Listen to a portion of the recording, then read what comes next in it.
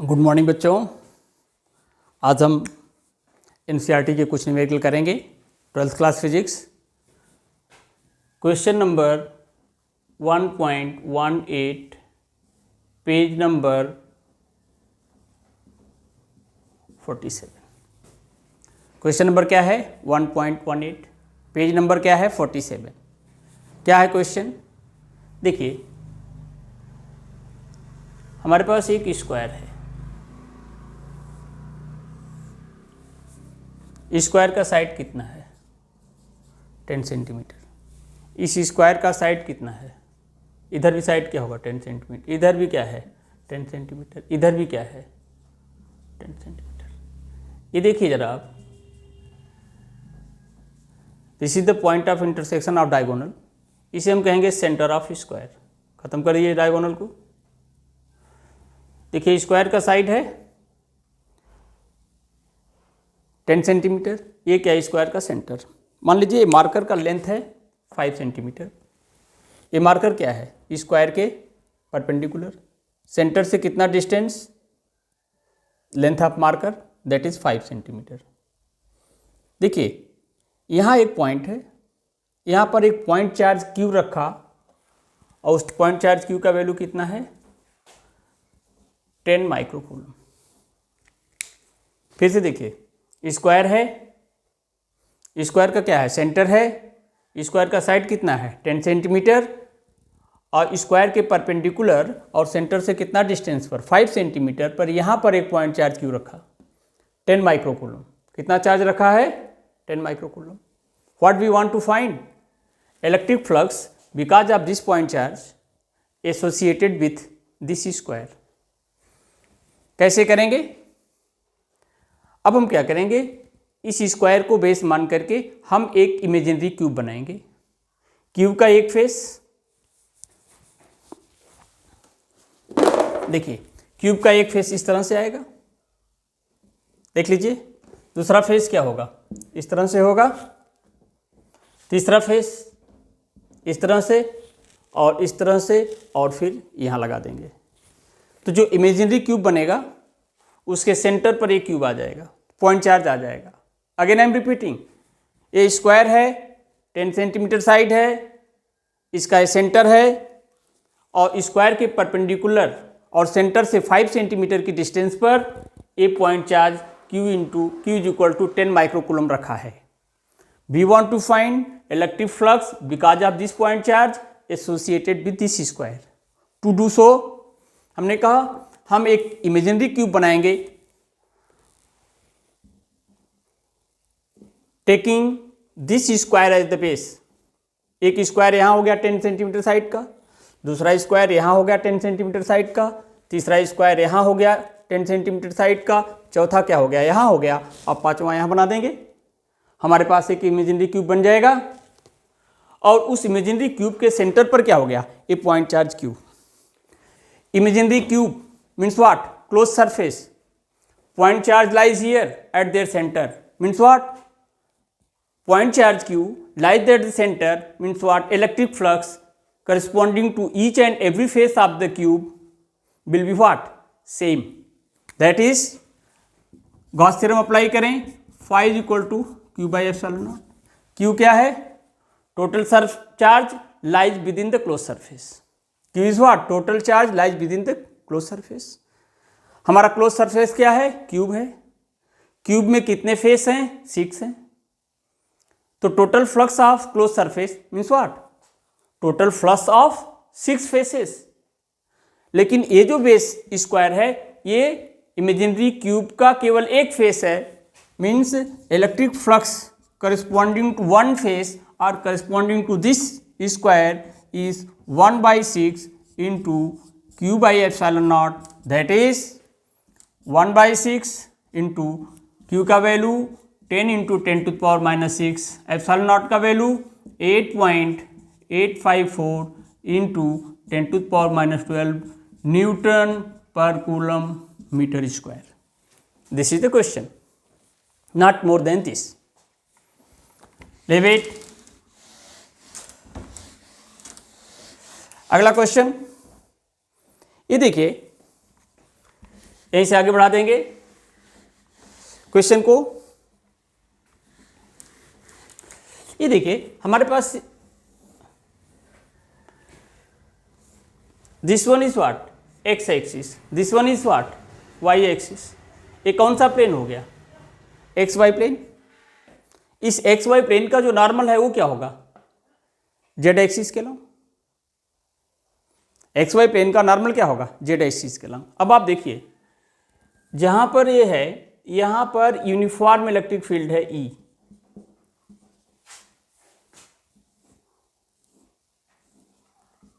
ई का वैल्यू कितना है?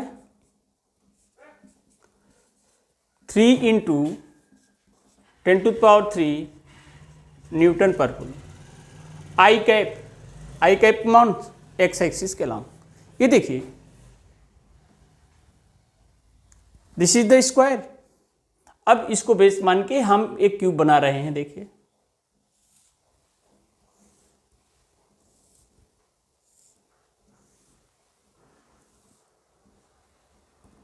इलेक्ट्रिक फील्ड आपके दिमाग में रहेगी कि यूनिफॉर्म इलेक्ट्रिक फील्ड है अलोंग एक्स एक्सिस है।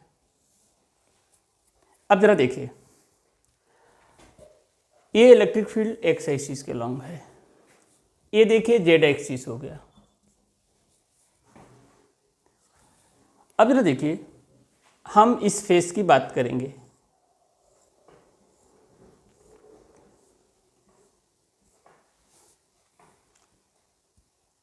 y axis z axis, this is what yz plane, this is z axis, this is y axis, this is what yz plane।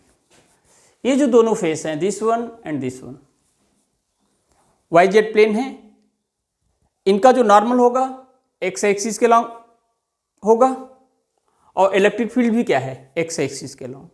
ध्यान से देखिए for this plane that is yz plane surface vector along the normal that is along the x axis outward normal, electric field is what along x axis that is theta is what 0, yz plane surface vector that is outward normal, outward है, electric field negative positive direction of x axis theta is what 180 degree. बाकी देखिए इस plane को देखिए, देखिए जरा मेरा हाथ देखिएगा, ये साइड नाम दे दें ओ A B C, O A B C, और देखिए P Q T R, O A z axis के along, A B R O C x axis के लॉन्ग। यानी ये जो दो प्लेन का नाम लिया y O A B C P Q T R, y x plane, और वाई एक्स प्लेन का मतलब सरफेस वेक्टर क्या हो जाएगा, नॉर्मल क्या हो जाएगा जेड एक्सिस के लॉन्ग। मीन्स ध्यान से देखिए वाई जेड प्लेन कौन कौन है,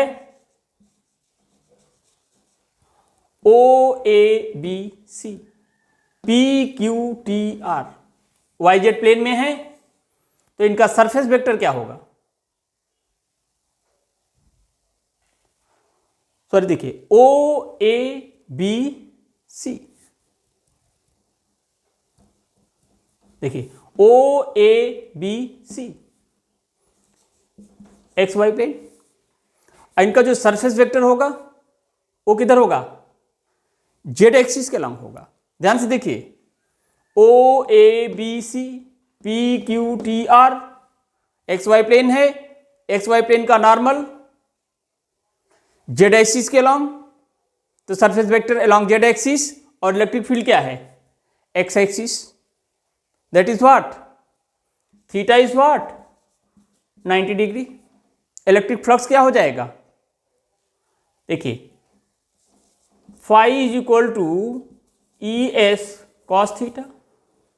देखिए एक्स वाई प्लेन के लिए जो नॉर्मल है जेड एक्सिस के लॉन्ग होगा, जो सरफेस वेक्टर है जेड एक्सिस के लॉन्ग होगा, इलेक्ट्रिक फील्ड क्या है, एक्स एक्सिस के लॉन्ग है, मीन्स इलेक्ट्रिक फील्ड और सरफेस वेक्टर के बीच का एंगल क्या हो जाएगा, 90 डिग्री हो जाएगा, और cos 90 का वैल्यू क्या होगा, 0 हो जाएगा। इलेक्ट्रिक फ्लक्स क्या हो जाएगा, 0 हो जाएगा। अब इसके बाद देखिए एक्स वाई हो गया, वाई जेड। जरा हम एक्स जेड को देखें। एक्स जेड, ये देखिए, this is what, x axis, this is what, z axis, plane O P R C, x z plane,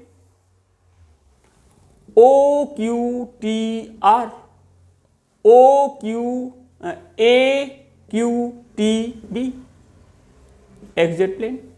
x z plane mean surface vector क्या हो जाएगा, वाई एक्सिस के long. X z plane surface vector क्या हो जाएगा, y axis के along, और electric field क्या है, एक्स एक्सिस के लॉन्ग। फिर इलेक्ट्रिक फील्ड और सरफेस वेक्टर के बीच का एंगल क्या हो जाएगा, 90 डिग्री। इलेक्ट्रिक फ्लक्स क्या हो जाएगा, 0 हो जाएगा। मीन्स केवल ए सरफेस इलेक्ट्रिक फ्लक्स देगा, केवल E flux surface electric flux देगा। Means what, phi left face का ले लें, ई हमने फार्मूला यहां दिया है, S cos 180 degree, phi right face, या इसका वैल्यू क्या हो जाएगा, कॉस 180 -1 ई एस। एस क्या है, surface area of one face. Phi right face, इसकी बात करेंगे,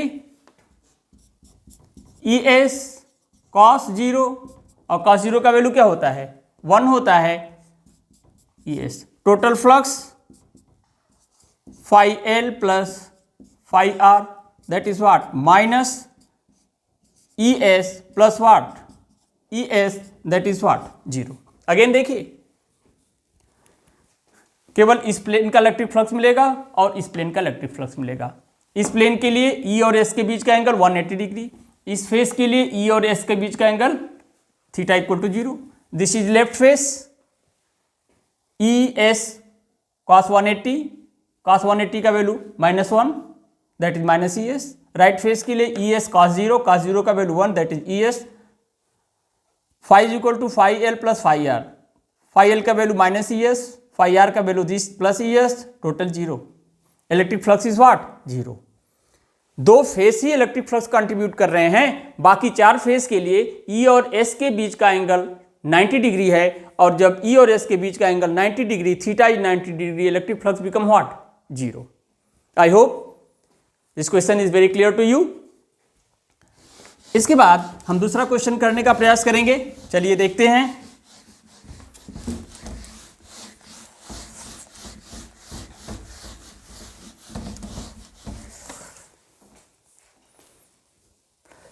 ये देखिए, हमारे पास एक स्क्वायर है, व्हाट वी हैड, स्क्वायर, जिसके सेंटर पर Q is equal to 5 into 10⁻⁻6 coulomb charge रखा सेंटर ऊपर।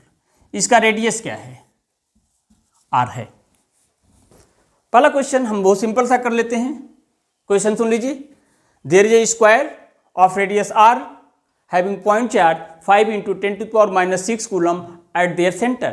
What is the electric flux of the sphere? Phi is equal to Q by epsilon naught. Simple formula लगा देंगे हम लोग। Phi is equal to Q का value 5 into 10⁻⁻6 epsilon naught 8.854 into 10⁻⁻12 newton पर coulomb metre square. Question को repeat कर देते हैं। We have a sphere whose radius is what, R, point charge Q 5 into 10⁻⁻6 coulomb lies at the center. What is the electric flux of this sphere because of this charge? Sphere is closed surface. To find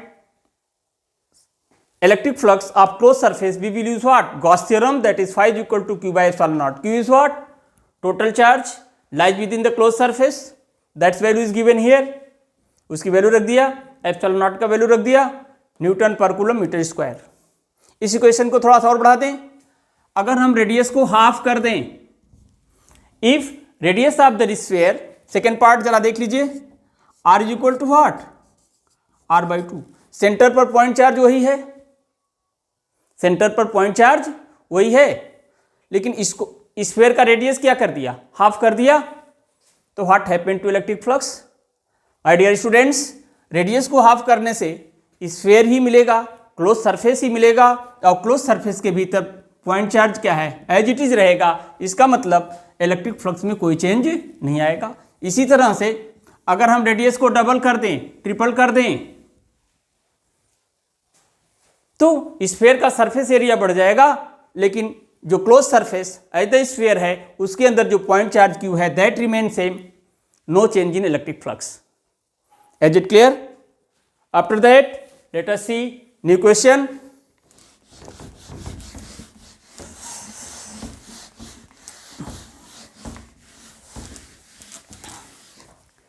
देखिए, अब मान लीजिए हमारे पास एक long infinite wire है।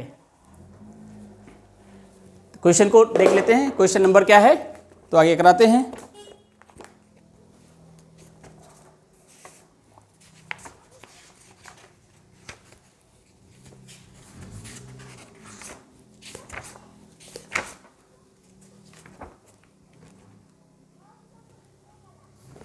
देखिए, कर रहे हैं एक क्वेश्चन नंबर 1.23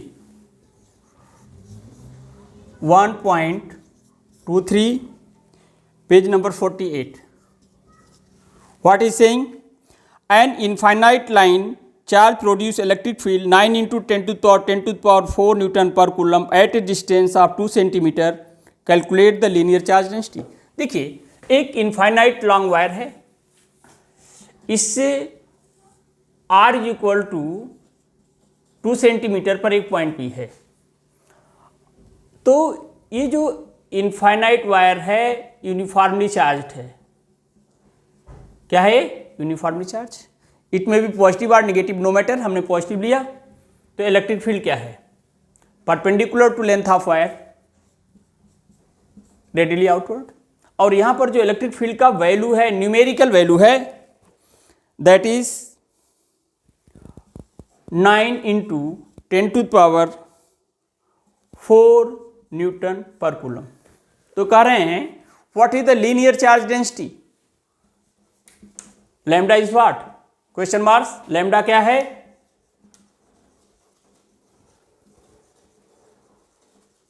लीनियर चार्ज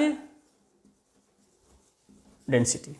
ये देखिए, इलेक्ट्रिक फील्ड दे दिया, आर दे दिया, लैम्डा पूछ रहा है। तो electric field at a point because of infinite long straight wire is equal to λ/2πε0 r cap. R cap अगर electric field because of positive charge है तो रेडियली आउटवर्ड होगी। अब हम केवल मैग्नीट्यूड की बात करेंगे तो इसको भी यूज नहीं करेंगे और इसको भी यूज नहीं करेंगे। अब देखिए, ई का वैल्यू कितना है? 9 × 10⁹। लैम्डा का वैल्यू हमारे पास नहीं है।